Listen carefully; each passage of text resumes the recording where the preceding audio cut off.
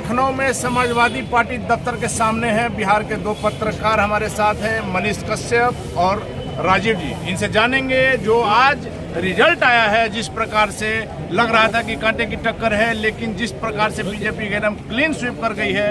और सबसे आश्चर्य की बात है कि जो जदयू चुनाव लड़ने के लिए इतना बेचैन थी, उसकी यूपी में दुर्गति हो गई। जी हाँ, दुर्गति शब्द की मैं इसलिए यूज कर रहा हूँ कि जो वोट जो आया है वो नोटा से भी कम है और ये जदयू के लिए डूब बनने वाली बात है। मनीष जी, सबसे पहले आपसे बात करेंगे। आपने देखा होगा किस प्रकार से चुनाव को लेकर अफरा तफरी, ईवीएम से लेकर के वहाँ जदयू का जो नाटक था, लगे कि नहीं मिलेगा तो प्राण चला जाएगा, और यहाँ इसी दुर्गति के लिए जदयू इतना एक्टिव थी। जदयू जो है गुजरात में भी चुनाव लड़ती है और जदयू जो है पंजाब में भी चुनाव लड़ती है, दिल्ली में भी चुनाव लड़ती है, उत्तर प्रदेश में भी, और तो और नॉर्थ ईस्ट में जब चले जाएंगे आप तो उन राज्यों में भी चुनाव लड़ती है। तो कहीं नहीं तो कहीं जो है ये चुनाव लड़ना जो है ना, ये सीट जीतने के लिए नहीं, कहीं नहीं तो कहीं जो है सेटिंग करने के लिए, पैसों का सेटिंग, जो ब्लैक मनी है उसको कैसे खपाया जाए या ब्लैक मनी जो है कैसे लाया जाए पार्टी फंड में, इन सब चीज़ों के लिए कहीं नहीं तो कहीं जदयू ने अपना नाम तो बिहार में जो डुबा रहा है अब वर्तमान समय में, उस पर तो भाई हम लोग बिहार में चलेंगे तो बात करेंगे, लेकिन उसको उत्तर प्रदेश में चुनाव लड़ने की क्या जरूरत है। एक बार जो है सर्वेक्षण कर लेता, अगर वहाँ यहाँ पे नोटा से कम अगर किसी पार्टी को जो बिहार में लीड कर रही है और सरकार में है और सबसे कम साल में, मतलब कि 17 साल में 7 बार मुख्यमंत्री का जो शपथ ग्रहण नीतीश कुमार ने किया है वो पूरे भारत में रिकॉर्ड है। तो रिकॉर्ड बनाने वाला मुख्यमंत्री जो सबसे कम समय में सबसे ज्यादा बार शपथ ग्रहण किया है, वो उस पार्टी का जो है यहाँ पे कार्यकर्ता लोग लड़ते हैं चुनाव और नोटा से कम वोट आता है, तो ये तो दुर्भाग्य की बात है। चलिए राजीव जी, क्या कहेंगे इस पर आप? ये कहने वाली कोई बात नहीं। सबसे पहले कि आपने शब्द का चयन किया है दुर्दशा, और नोटा से भी कम वोट आ रहा है, ये एंगल आपने ढूंढ के निकाला है और आपने मेहनत किया है, इलेक्शन कमीशन का जो वेबसाइट है वहाँ से निकाला है।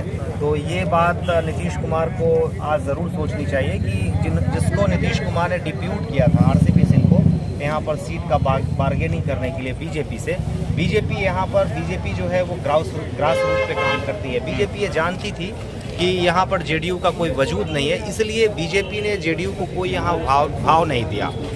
और मेरी जानकारी है, राधा मोहन सिंह यहाँ के सह प्रभारी हैं, उनसे कई दफ़ा बातचीत भी हुई, ललन सिंह ने भी बात करने की कोशिश की। इससे पहले एक जानकारी और दे दें कि मुकेश सहनी ने भी उनसे बात करने की कोशिश की थी, इसको सबको उन्होंने दरकिनार कर दिया, क्योंकि बीजेपी का कार्यकर्ता जो है वो बॉटम तक है, नीचे तक है, उसको पता है कहाँ पर क्या समीकरण है, जेडीयू का क्या वजूद है। तो इसके चलते बीजेपी ने उसको इग्नोर किया था। लेकिन फिर भी जिस तरह से आरसीपी सिंह पर नाराज़गी जताई गई और जेडीयू को ये लगता था कि जिस तरह से बिहार में हमारा शेयर बनता है बीजेपी के साथ, उसी तरह से हमारा शेयर उत्तर प्रदेश में भी बनता है बीजेपी के साथ, और बीजेपी पर वो माइंड गेम, साइकोलॉजिकल गेम भी खेलने का 6 महीने से प्रयास कर रही थी। बीजेपी इन सारी चीज़ों को समझते हुए उसको इग्नोर की। आज नीतीश कुमार को, जैसा मनीष जी कह रहे थे कि वो मुख्यमंत्री वहाँ की लीडिंग पार्टी है, बीजेपी की सीनियर पार्टी, अब तो खैर जूनियर हो गई है नंबर ऑफ एमएलए में, मतलब उसके प्रत्याशी जीते हुए हैं उसमें। तो यहाँ पर सोचना होगा कि वो अपनी प्रतिष्ठा गंवाने के लिए चुनाव क्यों लड़ रही है। उत्तर प्रदेश में अब जैसे कि पैसा की बात है, तो कोई भी आदमी पैसा इन्वेस्टमेंट उस पार्टी के टिकट में करता है या चुनाव लड़ने में करता है जहाँ से किसी तरह की कुछ असर, वोट ट्रांसफर होने की बात होती है। तो यह बात भी ठीक है, लेकिन पूरी तरह से मुझे लगता है कि वो ठीक भी नहीं है। तो यहाँ पर नीतीश कुमार को ये सोचना होगा कि अपनी प्रतिष्ठा को स्टेक पे क्यों लगा रहे हैं, जहाँ पर उनके प्रत्याशी को नोटा से कम वोट आ रहा है। ऐसे 10 ऐसे सीट हैं जहाँ पर डबल फिगर में, मतलब कि 100 से ज़्यादा 99 वोट से 100 वोट से कम आया है जेडीयू को। यहाँ पर उसको सोचना पड़ेगा जेडीयू को। और जिस तरह से बिहार में अब नीचे जा रही है जेडीयू, लग रहा है कि पूरे देश में जहाँ जहाँ चुनाव वो लड़ती है, सब जगह से अब उत्तर प्रदेश में जो पड़ोसी राज्य है वहाँ से जब इस तरह की स्थिति है। एक जानकारी आपको मैं और दूँ, 2012 में भी यहाँ चुनाव हुआ था, मैंने कवर किया था उसको। तो उस समय शरद यादव के हाथों में बागडोर थी, वो यहाँ पर बराबर आते थे और उन्होंने बीजेपी के साथ गठबंधन करने का प्रयास किया था, लेकिन वो भी उस समय भी बात नहीं बन पाई थी। तो उनसे मेरी बात हुई तो उन्होंने मेरे बताया कि चूँकि नीतीश कुमार जिस जाति के हैं उसका वो सर्वमान्य नेता बिहार में है। तो जेडीयू को ये लगता है कि यहाँ पर भी यदि उनका प्रत्याशी चुनाव लड़ेगा तो उस जाति का वोट, कम से कम उस जाति का वोट उनको ज़रूर मिलेगा, खासकर पूर्वांचल एरिया में। और यदि चुनाव वो जेडीयू चुनाव लड़ रही है और उसका वोट ट्रांसफ़र होता है तो इससे बिहार में वहाँ जो है वहाँ पर बीजेपी पर और प्रेशर बनाने में उनको कामयाबी मिलेगी, उनको सफलता मिलेगी। सबसे बड़ा जो माइंड गेम जेडीयू का है वो यही है और इसीलिए वो जो है वो तो अपने ही प्रेशर में आ गई। मनीष जी, जिस प्रकार से बातें हो रही थी कि यहाँ यूपी में ओबीसी फैक्टर काम करेगा और जिस प्रकार से अखिलेश यादव ने पुरानी पेंशन पद्धति को बहाल करने की बात की थी, क्या इन सब बातों को लेकर लगता था, क्योंकि आप लगातार भ्रमण करते रहते हैं यूपी में भी, आप कई महीनों से घूम रहे हैं, क्या आपको आशा था कि इस तरह का रिजल्ट आएगा? देखिए, पुरानी पेंशन की अगर बात अखिलेश यादव नहीं किए होते ना तो शायद कंडीशन और ख़राब होती, क्योंकि उत्तर प्रदेश इस देश का सबसे बड़ा राज्य है और देखा जाए तो सबसे ज़्यादा सरकारी कर्मचारी जो हैं वो उत्तर प्रदेश में ही हैं। तो उन्होंने पुरानी पेंशन की बात करके एक मास्टर स्टॉक खेला था और ये मास्टर स्टॉक जो है ना जनता तक पहुंचाने का काम, और 300 यूनिट बिजली, 300 यूनिट बिजली तो ये जो मायने रखता है। अगर 5 रुपया यूनिट के हिसाब से देखा जाए तो 1500 रुपया महीना होता है। तो अगर उनके कार्यकर्ता जनता तक पहुंचा दिए होते ये बात, कहीं नहीं तो कहीं जो है नहीं पहुंचा पाए, जिसके वजह से जो है उनका मास्टर स्टॉक फेल हो गया और राशन तथा शासन, ये दो चीज़ जो है इन सब चीज़ों पे भारी पड़ गया और इसीलिए जो है बीजेपी यहाँ पे जीती, वरना कंडीशन कुछ और होता। इस बार का यहाँ का जो रिजल्ट है, यदि उल्टा हुआ रहता तो बिहार पर बिहार की सरकार गिर जाती और दूसरे पार्टी की सरकार बनती 100%।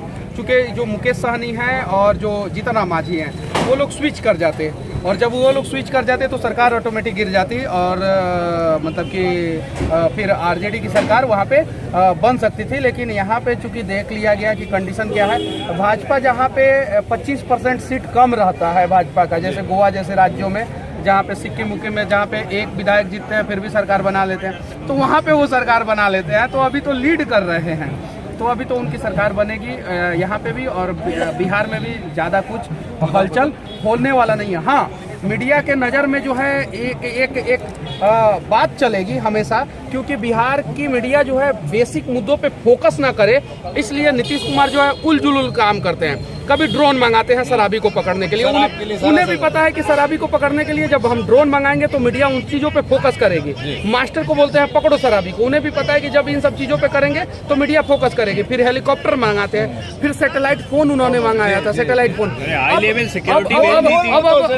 अब सुनिए अब क्या है कि अब वो जो है क्रूजर खरीद रहे हैं, वो जो पानी में चलेगा बोट, और उससे जो है शराबी को पकड़ा जाएगा। तो कहीं नहीं तो कहीं डाइवर्ट करने के लिए ये सब, हाँ, मूल मुद्दा से डाइवर्ट करने के लिए। वैसे ही एक मुद्दा जो है हर 3 महीना में बिहार में उठता है कि सरकार गिरने वाली है, गिरने वाली है, गिरने वाली है, लेकिन गिरती नहीं है, क्योंकि सत्ता की मलाई में सब कोई खाना चाहता है और नीतीश कुमार भी खाना चाहते हैं, बीजेपी वाले भी वहाँ पे खाना चाहते हैं। अगर ऐसा नहीं होता तो दोनों जो है एक नॉर्थ पोल है, एक बीजेपी वाले नॉर्थ पोल है तो एक जो है साउथ पोल है, और साउथ पोल नॉर्थ पोल एक साथ अगर सरकार पिछले 17 साल से बना रखा है तो कहीं नहीं तो कहीं बिहार के लोगों के लिए नहीं, सत्ता की मलाई के लिए। और बिहार में जिसकी भी सरकार हो वो चाहते हैं कि बिहार जो है ना बर्बाद राज रहे, बिहार गरीब राज रहे, ताकि उत्तर प्रदेश और बिहार और कुछ ऐसे राज्य हैं जिनके राज्य के लोगों को लेबर बना के रखा जाता है और वो गुजरात जैसे राज्यों में, महाराष्ट्र जैसे राज्यों में जाके सस्ते मजदूरी का काम करें। चलिए, बहुत बहुत धन्यवाद मनीष जी आपका।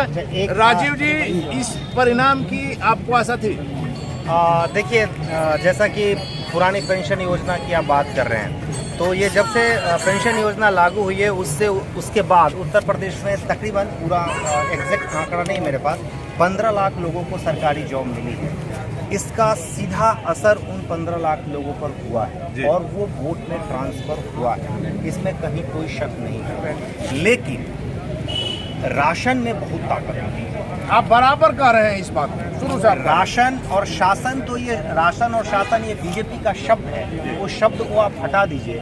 मैं आपको 2-3 उदाहरण देना चाहता हूँ। दिल्ली में जहाँ पर बीजेपी इतनी शक्ति के साथ चुनाव लड़ी थी, वहाँ पर उसको अंग्रेजी में कहते हैं फ्रीबीज, फ्रीबीज मतलब मुफ्त में देना। तो आप देखिए, नॉर्थ टू साउथ में फ्रीबीज का कॉन्सेप्ट जो है वो साउथ से शुरू हुआ।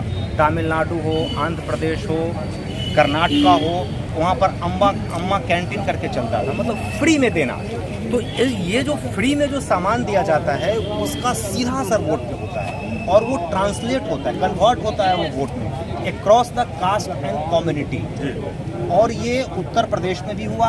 आपने देखा कि 1 साल पहले बिहार में इतने अलोकप्रिय मुख्यमंत्री नीतीश कुमार यदि सत्ता को बचाने में कामयाब हुए तो वो राशन का उसमें बहुत बड़ा योगदान। दूसरी बात, महिला सुरक्षा भी कास्ट एंड कम्युनिटी को तोड़ता है।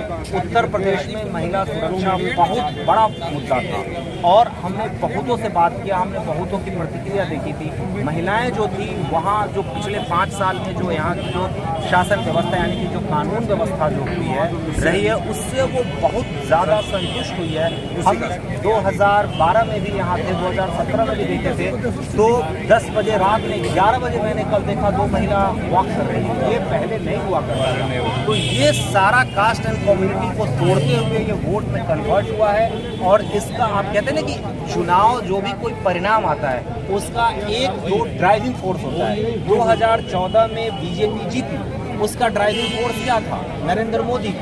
2017 में समाजवादी पार्टी, 2012 में यहाँ समाजवादी पार्टी जीती थी, उसके ड्राइविंग फोर्स कौन थे? मुलायम सिंह यादव। और मायावती के द्वारा पूरे प्रदेश में खासकर लखनऊ में पत्थरों को लगाया जाना था, यही था ना ड्राइविंग फोर्स।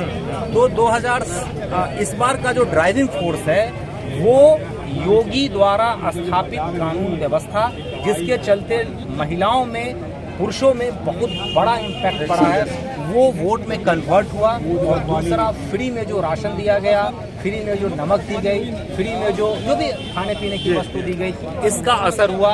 हालांकि पेंशन वाली जो बात है उसका भी असर हुआ है। यदि पेंशन नहीं अगर ये रहता तो समाजवादी का वोट प्रतिशत और नीचे। चलिए, धन्यवाद आपका। तो ये थे हमारे साथ बिहार के 2 पत्रकार जिनका साफ तौर पर का नाम है कि शासन और राशन जो है वो सभी चीज़ों को भारी रहा। आप देख